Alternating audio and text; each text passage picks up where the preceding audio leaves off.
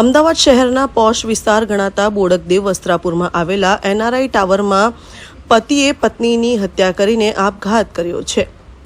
મૃતક યશરાજસિંહ ગોહિલ રાજ્યસભાના સાંસદ શક્તિસિંહ ગોહિલના ભત્રીજાએ બુધવારની રાતે પત્નીને ગોળી મારીને પોતે પણ આપઘાત કર્યો છે। આ અંગે પહેલા એવી વાત હતી કે આ દંપતી વચ્ચે બોલાચાલી બાદ આ ખૂની ખેલ ખેલાયો હતો, તો બીજી બાજુ કોંગ્રેસના નેતા મનીષ દોશીએ આ અંગે નિવેદન આપ્યું છે કે રિવોલ્વર ફેરવતા આકસ્મિક ગોળી છૂટી અને પત્નીને વાગતા તેમનું મોત નીપજ્યું છે।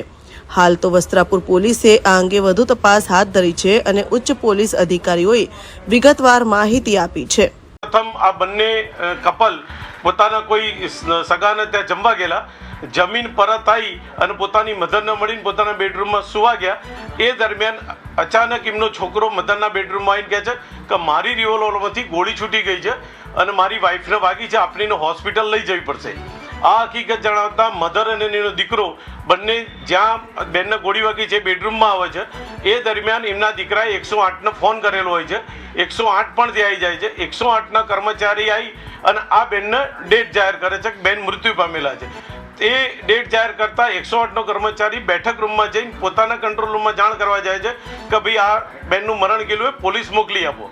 આ મેસેજ કરવા જતાં આ ભાઈ જે યશરાજસિંહ ખરા એમને જાતે જ પોતાને ગોળી મારી દીધી માથાના ભાગે અને એ અવાજ થતાં એમના મધર અને આ 108ના કર્મચારી બંને બેડરૂમમાં જાય છે। ત્યાં યશરાજે પોતે ગોળી મારી લોહી લુહાણ હાલતમાં નીચે પડેલા હોય છે। આ મુજબની એક ઘટના બને છે।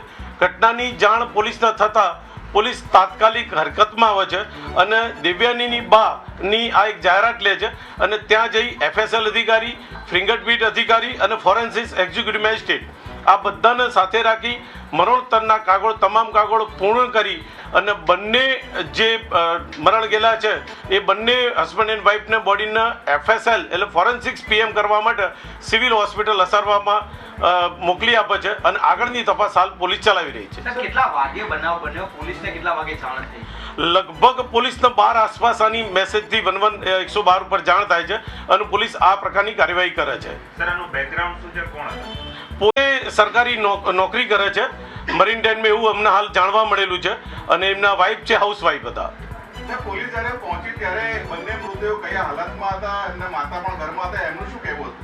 એમનું કહેવું તો અગાઉ મેં આપને જે જાણ કરી કે મારો દીકરો અચાનક એમના બેડરૂમમાં આવે છે અને મારી રિવોલ્વરથી ગોળી વાગી ગઈ છે એવા મુજબની જાહેરાત કરતા આખી હકીકત આ પ્રકારની બનવા પામે છે। ગોળી કઈ રીતે વાગી, કયા સંજોગોની અંદર?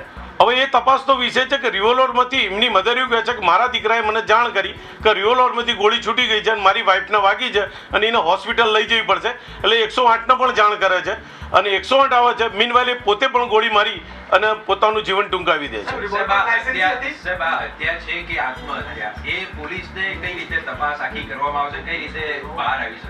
આ હકીકતની જાણવા સારું જ અમે FNCs PM માટે ફોરેન્સિક PM માટે લઈ ગયા છે ડેડ બોડીને અને PM નોટ આવ્યા પછી આગળની હકીકત ઉજાગર થશે કે ગોળી કેવી રીતે વાગી હતી, કેટલી ઊંડી વાગી છે, કેવા એંગલથી વાગી છે, આ બધા જ પ્રશ્નોનો જવાબ PM નોટ આવ્યા પછી આપણને મળશે।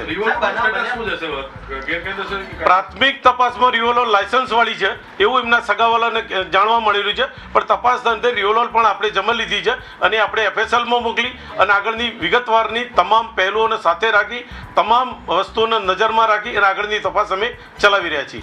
આ કેસમાં માહિતી મળી રહી છે કે મૃતક યશરાજ ગુજરાત મેરીટાઈમ બોર્ડમાં ક્લાસ 2 ઓફિસર તરીકે ફરજ બજાવે છે। તેમના લગ્ન ગત નવેમ્બર મહિનામાં જ થયા હતા। આ અંગે તેમના પરિવારજનો કે આસપાસના કોઈ લોકો કાંઈ પણ બોલવા તૈયાર નથી। પતિ પત્ની વચ્ચે શું થયું હતું અને તેમણે કેમ આ અંતિમ પગલું ભર્યું તે અંગેની પોલીસે તપાસ હાથ ધરી છે। હાલ પોલીસે પતિ અને પત્નીના મૃતદેહને પોસ્ટમોર્ટમ માટે મોકલી દેવામાં આવ્યા છે। કૌશિક પટેલનો report, Hind TV news, Surat.